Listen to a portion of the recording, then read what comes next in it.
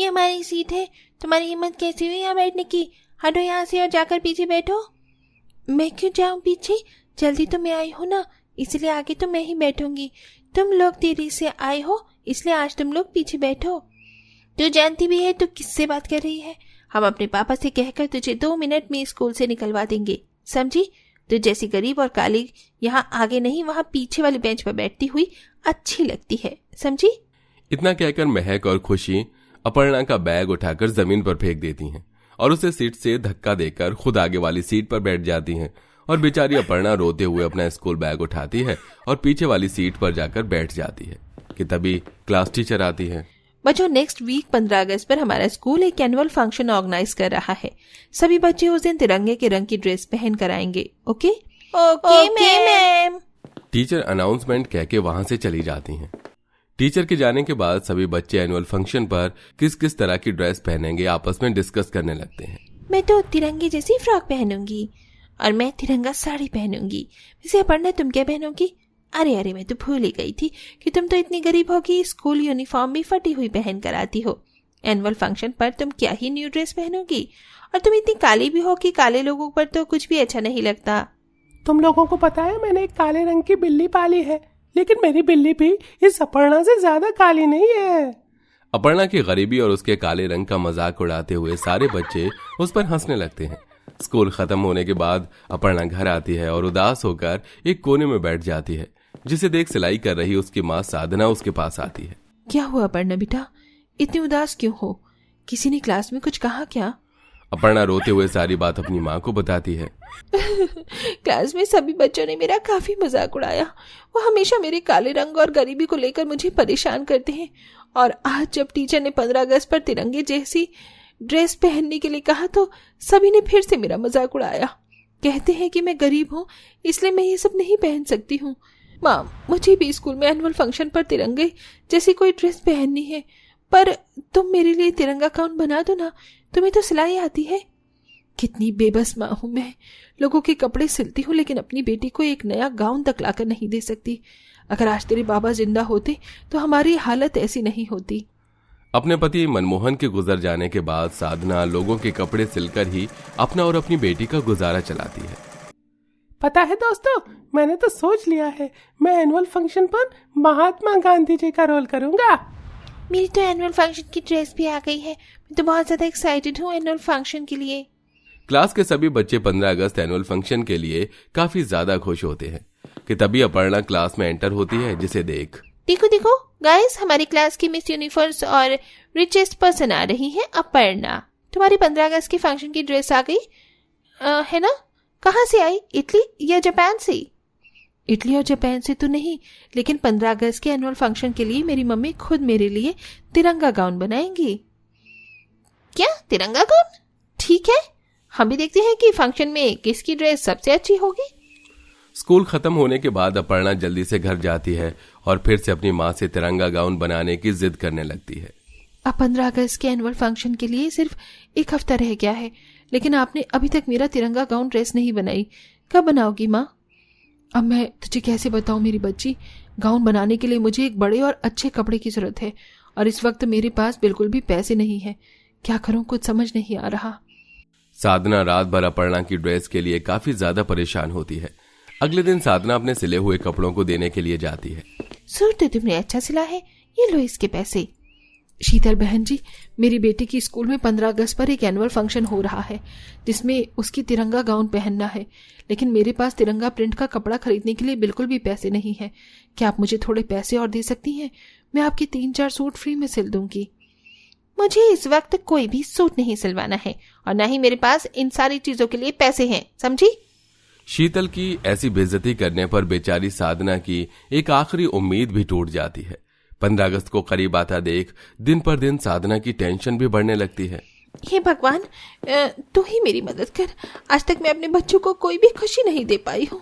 साधना road पर चलते हुए खुद से बात कर रही होती है कि तभी उसे नदी किनारे बैठी एक बूढ़ी औरत दिखाई देती है जो जोर जोर से रो रही थी। हाय मेरी पोटली, कोई मेरी पोटली को नदी से बाहर निकाल दो। अरे अम्मा, आप ऐसे क्यों रो रही हो? मैंने कपड़ों की पोटली नदी में गिर गई। मैं एक धोबिन हूँ, उस पोटली के अंदर बहुत महंगे महंगे कपड़े थे। अगर वो कपड़े खो गए तो मैं कहाँ उनके पैसे चुकाऊंगी। उस बूढ़ी औरत को इतना परेशान देख साधना उसे गहरी नदी के अंदर उतारती है और बड़ी मुश्किल से कपड़ों की पोटली ढूंढ कर निकाल देती है। ये लीजिए माँ जी आपके कपड़ों की पोटली। लेकिन बेटा ये सारे कपड़े तो गीले हो गए। माँ जी आप फिक्र मत करिए, ये सारे कपड़े मैं यहाँ इस पेड़ की डाली पर सुखा देती हूँ। थोड़ी देर में धूप में सारे कपड़े सूख जाएंगे।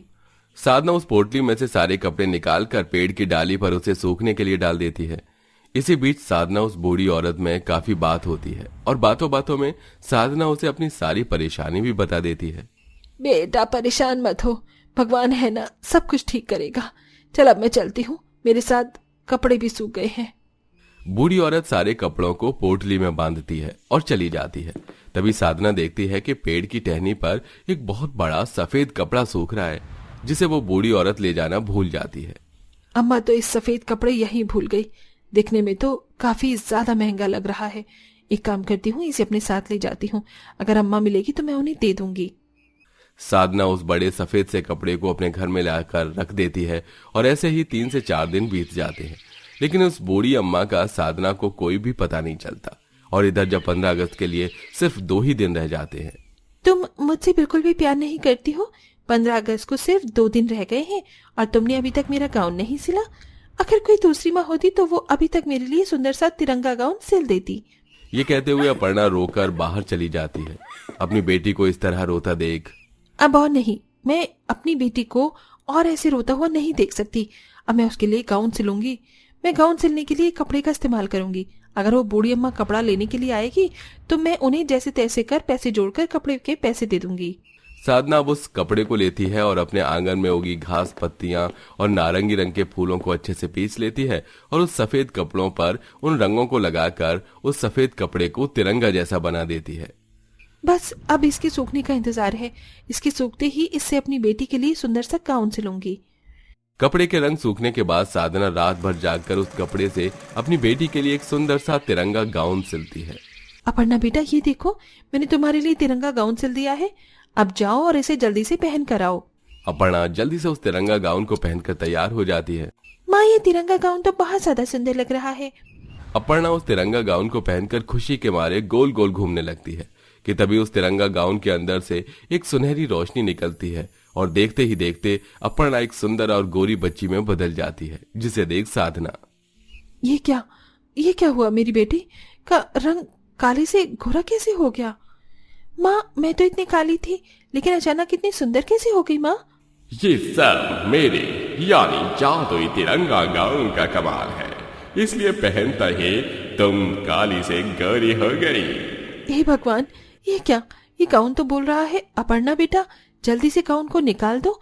ये तो मुझे कोई मायावी लग रहा है। साधना घबराओ मत, मैं मायावी नहीं बल्कि जादुई गाउन हूँ। जिस कपड़े से तुमने गाउन दिया है वो एक जादुई कपड़ा है, इसलिए ये सब हो रहा है। इससे तुम बस भगवान का चमत्कार समझो। उस जादुई गाउन की बात सुन साधना को थोड़ी तसल्ली मिलती है, जिसके बाद अब अपर्णा उस जादुई तिरंगा गाउन को पहनकर अपने स्कूल में जाती है। स्कूल के सभी लोग अपर्णा के तिरंगा गाउन और अपर्णा को देखकर काफी ज्यादा हैरान होते हैं। ये क्या? ये तो इतनी काली थी, अचानक गोरी कैसे हो गई? और इसके पास इतना तिरंगा सुंदर गाउन कहाँ से आया? अपर्णा उस जादुई तिरंगा गाउन को पहनकर काफी अच्छा परफॉर्मेंस करती है, जिसके चलते अपर्णा को बेस्ट परफॉर्मर का प्राइज भी मिलता है, जिसे देखकर अपर्णा खुशी खुशी घर आती है। आपको पता है स्कूल में सभी ने मेरी इस जादुई तिरंगे गाउन की बहुत तारीफ की। सभी लोग तो मुझे देखकर काफी हैरान भी हुए। मैं बहुत खुश थी इस जादुई तिरंगे गाउन को पहनकर। अपनी बेटी को पहली बार इतना खुश देखकर साधना भी काफी खुश होती है। तभी अचानक अपर्णा के उस जादुई तिरंगे गाउन के अंदर से ढेर सारे सोने के सिक्के गिरने लगते हैं। ये सोने के सिक्के मेरी तरफ से तुम दोनों के लिए। तुम इन सिक्कों से अपनी सोई हुई किस्मत को जगा सकती हो। जादुई गाउन की बात सुन दोनों माँ बेटी काफी खुश होती हैं, जिसके बाद अब साधना उन सिक्कों के मदद से अपने गरीब किस्मत को बदल देती हैं और साथ ही गरीब लोगों की भी मदद करती हैं और अब दोनों माँ बेटी हंसी खुशी एक अच्छी जिंदगी जीते हैं।